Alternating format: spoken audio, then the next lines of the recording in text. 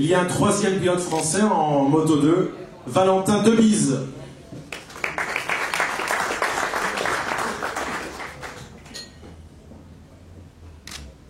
Qui a changé d'équipe cette année. L'année dernière, il était dans la même équipe que Johan Zarco.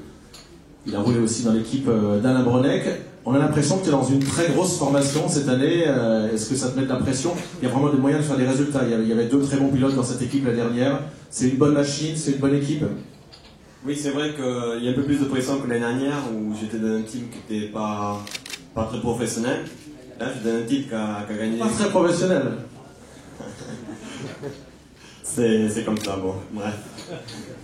Maintenant, je suis dans un team qui est vraiment très professionnel cette fois, même un peu trop des fois, donc ça me change. Trop professionnel?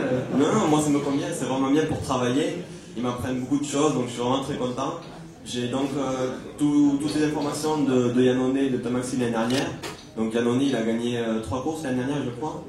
Donc des très bonnes informations. J'ai une moto qui est quasiment la même que lui. Donc pour moi maintenant, je sais que la moto elle est capable. Il me manque juste moi pour progresser pour faire comme lui.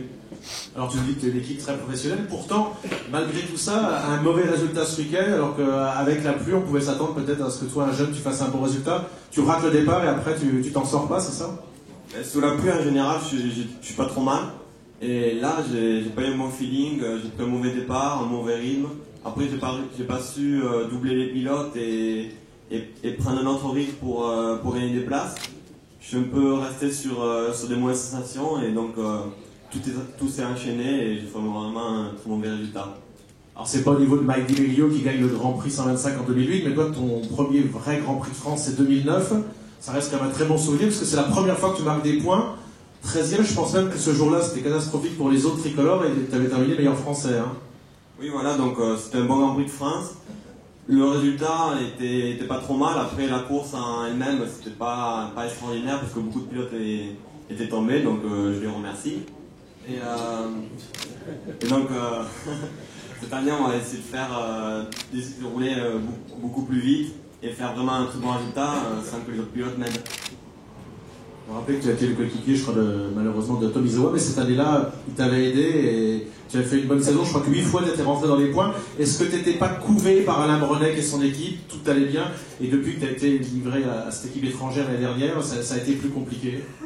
Non, il faut remettre les choses à sa place parce qu'en 2,5, il n'y avait pas autant de pilotes qu'en Moto 2.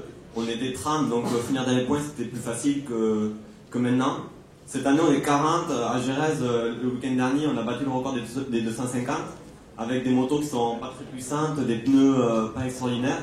Donc c'est vraiment une catégorie où beaucoup de pilotes vont vite, même trop, et donc faut vraiment être au top comme disait Mike. Des fois on peut être 30e à 1 seconde, on gagne 2 dixièmes et on peut se retrouver 15e, on n'a pas compris pourquoi.